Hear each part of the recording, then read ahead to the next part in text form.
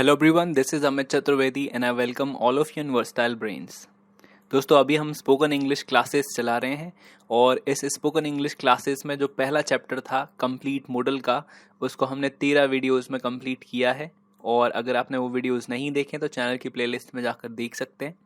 अभी हम tenses discuss कर रहे हैं और टेंसेस के ऊपर हम 4 वीडियोस ऑलरेडी डिस्कस कर चुके हैं, जिसमें हमने 4 टेंसेस पढ़े हैं, तीनों कंटिन्यूस और एक प्रेजेंट परफेक्ट कंटिन्यूस। ये उसी का अगला वीडियो है और ये 5वें चैप्टर में हम आज डिस्कस करने वाले हैं पास्ट परफेक्ट कंटिन्यूस टेंस। दोस्तों, ये हमारे 4 मेन मोटिव हैं जिनको हम लेकर ये स्पोकन इंग्लिश चला रहे हैं और ये एकदम पूरा फ्री कोर्स है। इसमें हम सारे वीडियोस डिस्कस करेंगे बहुत डिटेल में। तो अगर आपने चैनल को सब्सक्राइब नहीं किया है तो प्लीज़ सब्सक्राइब कर लें। आगे भी इस तरह के वीडियोस आते रहेंगे जो आपको कंपटीशन एग्जाम में तो मदद करेंगे ही, साथ ही साथ आपकी स्पोकन इंग्लिश को और ज़्यादा इम्प्रूव कर देंगे। तो चलिए आज का टेंस शुरू करते हैं, जो है पास्ट परफेक्ट कंटिन्यूस टेंस। तो दोस्तों, ये रहा हमारे टेंस का नाम, पास्ट परफेक्ट कंटिन्यूस टेंस। और इस पास्ट परफेक्ट कंटिन्यूस टेंस की पहचान ये रही आपके सामने। अगर आपके सेंटेंस के लास्ट में रहा था, रही थी, रही थे आता है और साथ में टाइम के बाद से आता है, तो आप समझ जाएंगे कि वो जो सेंटेंस है वो पास्ट परफेक्ट कंटिन्यूस का सेंटेंस है। और अगर ऐसा होता है, यानी ये सारी कंडीशंस रहती हैं, यानी सेंटेंस के लास्ट में रहा था, रही थी या रहे थे में से कोई एक चीज़ और टाइम के बाद से, तो फिर आपको हेल्पिंग वर्ब की जगह हैड बीन लिखना है। यानी जहाँ पर हम model can, could, will, would, should, must लगाते थे, वहाँ पर अब हम हैड बीन लिखेंगे। तो ये रहा इसका नाम, ये रही इसकी पहचान और ये रही इसकी हेल्पिंग वर्ब। चलिए कुछ स्ट्रक्चर्स देख लेते हैं जिनसे ये और ज़्यादा क्लियर हो जाएगा। ये टोटल 5 जो स्ट्रक्चर्स हम हमेशा पढ़ते हैं उसमें पहला पॉजिटिव है, तो आपको सब्जेक्ट के बाद हैड बीन लिखना है, मेन वर्ब में आईएनजी लगानी है और टाइम के पहले सिंस या फॉर लिखना है। नेगेटिव सेंटेंस में आपको सब्जेक्ट शुरू में लिखना है, हैड और बीन के बीच में आपको लगाना है नॉट, यानी ये हैड नॉट बीन हो जाएगा। फिर हम मेन वर्ब में आईएनजी लिखेंगे और टाइम के पहले आप सिंस फॉर लिखोगे और फिर उसके बाद लिखोगे आप टाइम। अगला जो स्ट्रक्चर है वो यस नो क्वेश्चन का है, जिसको हम इंटरोगेटिव सेंटेंस भी कहते हैं। इस सेंटेंस के शुरू में क्या होता है, ये इसकी पहचान है। तो अब आपको हैड लिखना है शुरू में, उसके बाद लगाना है सब्जेक्ट और फिर लिखना है बीन। अगर आपको कहीं भी यस नो सेंटेंस मिलता है तो आप उसमें सबसे शुरू में हैड लिखेंगे, फिर सब्जेक्ट लगाएंगे और उसके बाद लिखेंगे बीन। फिर हम लिखेंगे मेन वर्ब में आईएनजी और टाइम के पहले आपको सिंस फॉर लगा के और लास्ट में क्वेश्चन मार्क लगाना है। अगला जो हमारा स्ट्रक्चर होता है वो है डब्ल्यूएच फर्स्ट। डब्ल्यूएच फर्स्ट जो सेंटेंसेस होते हैं जिसमें कौन, किसे, क्या, कब, कहाँ, इस तरह के प्रश्नवाचक शब्द हम सबसे शुरू में इंग्लिश में लिखते हैं। उसके बाद लिखते हैं हैड, फिर लगाते हैं सब्जेक्ट, फिर लिखते हैं बीन, उसके बाद मेन वर्ब में आईएनजी। सारी चीज़ें सेम हैं, बस प्लेस और टाइम के पहले आपको सिंस फॉर लिखना है। और लास्ट जो स्ट्रक्चर है वो है डब्ल्यूएच सेकंड का, यानी कौन सा, कौन सी, कौन से, किसका, किसकी, किसके, ये सब शुरू में आते हैं। फिर हम लिखते हैं नाउन, उसके बाद लिखते हैं हम हैड, फिर लगाते हैं सब्जेक्ट और उसके बाद आता है बीन, फिर हम लिख देते हैं मेन वर्ब में आईएनजी और टाइम के पहले सिंस फॉर। तो इस तरह से ये 5 स्ट्रक्चर्स हमें याद रखने हैं। चलिए अब सिंस और फॉर को एक बार फिर से रिवाइज कर लेते हैं। हालांकि हमने पिछले वीडियो में सिंस फॉर की लिस्ट देख ली थी।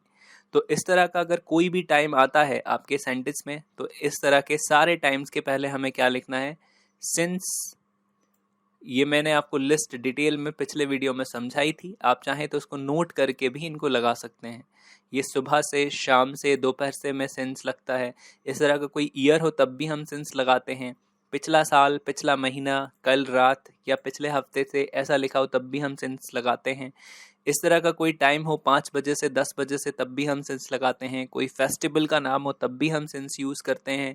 अगर किसी दिन का नाम हो तब भी हम सिंस लगाते हैं उसके पहले। कोई महीने का नाम हो तब भी हम सिंस यूज़ करते हैं और कल से और परसों से लिखा हो तब भी हम सिंस यूज़ करते हैं। दोस्तों, ये रही फॉर की लिस्ट। अगर इस तरह का कोई न्यूमेरिकल टाइम हमारे सेंटेंस में आता है तो हम उसके पहले फॉर यूज़ करते हैं, चाहे वो घंटों में हो, चाहे वो दिनों में हो, चाहे वो हफ्तों में हो, चाहे वो सालों में हो, महीनों में हो।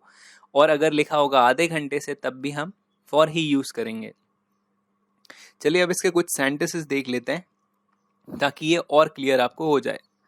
तो ये रहा पहला सेंटेंस, हम 2 हफ्तों से कौन सी एप्लीकेशन रट रहे थे। यहाँ पे एक्चुअली थे होना चाहिए, यहाँ पर भी और यहाँ पर भी, क्योंकि ये पास्ट परफेक्ट कंटिन्यूस है है ना। तो हम 2 हफ्तों से कौन सी एप्लीकेशन रट रहे थे, तो ये रहे थे देख के आप समझ जाना कि ये पास्ट परफेक्ट कंटिन्यूअस टेंस है।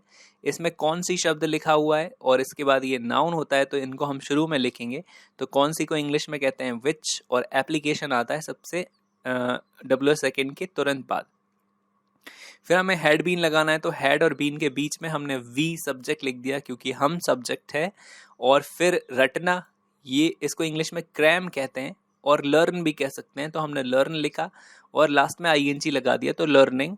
और ये जो टाइम लिखा हुआ है 2 हफ्ते, इसके पहले हम फॉर लगाएंगे तो ये हो जाएगा फॉर 2 वीक्स। तो which application had we been learning for 2 weeks, या फिर which application had we been cramming, इसको आप रटने को क्रैम भी बोल सकते हो, तो क्रैमिंग फॉर 2 वीक्स। फिर नेक्स्ट सेंटेंस है, पिताजी अखबार में 2 दिन से किसका फोटो ढूंढ रहे थे। तो यहाँ पे देखिए ढूंढना मेन वर्ब है, ये ढूंढना लिखा हुआ है। रहे थे देख के आप समझ ही जाओगे कि पास्ट परफेक्ट कंटिन्यूअस है। किसका लिखा हुआ है, तो ये डब्ल्यू सेकेंड, और फोटो है नाउन। तो हमने शुरू में लिखा हुज फोटो, यानी किसका फोटो। हैड पहला शब्द, फिर हमने लिखा सब्जेक्ट फादर, उसके बाद लगाया बीन। ढूंढने को इंग्लिश में सर्च कहते हैं और सर्च के साथ हमें आईएनजी लगानी, तो ये सर्चिंग हो जाएगा। फिर आएगा प्लेस इन न्यूज़पेपर, यानी अखबार में, और 2 दिन के पहले हम लिखेंगे फॉर, और लास्ट में 2 डेज। तो पिताजी अखबार में 2 दिन से किसका फोटो ढूंढ रहे थे, तो whose photo had father been searching in newspaper for 2 days, ये पूरा सेंटेंस बन गया। नेक्स्ट सेंटेंस है, वे कौन सा फोटो आधे घंटे से दीवार पर टांग रहे थे। देखिए लास्ट में रहे थे आया और आधा घंटा इसमें टाइम है और उसके बाद से लिखा हुआ है, तो इसको देख के हम समझ जाएंगे कि ये पास्ट परफेक्ट का सेंटेंस है। दूसरी चीज, इसमें कौन सा शब्द आया है, तो ये भी डब्ल्यू सेकेंड का ही सेंटेंस है और ये इसमें नाउन रहा। तो कौन सा, यानी विच फोटो यानी नाउन है यहाँ पर। हैड पहला शब्द, फिर लिखा वे के लिए सब्जेक्ट दे, उसके बाद बीन। टांगने को इंग्लिश में हैंग कहते हैं, तो ये हमने हैंग लिखा और हैंग में हमने आईएनजी लगा दिया, तो ये हैंगिंग हो गया। और फिर दीवार पर लिखा हुआ, तो ये हो गया ऑन वॉल। और सबसे लास्ट में आधे घंटे से को हम लिखेंगे फॉर लगा के, फॉर हाफ एन आवर। तो वे कौन सा फोटो आधे घंटे से दीवार पर टांग रहे थे, तो which photo had they been hanging on wall for half an hour. Next sentence देखिए, वह 5 साल से कौन सा केस लड़ रहा था। देखिए टाइम के बाद से है, लास्ट में रहा था लिखा हुआ है, पास्ट परफेक्ट का सेंटेंस है। कौन सा लिखा हुआ है, तो ये डब्ल्यू सेकेंड और केस नाउन।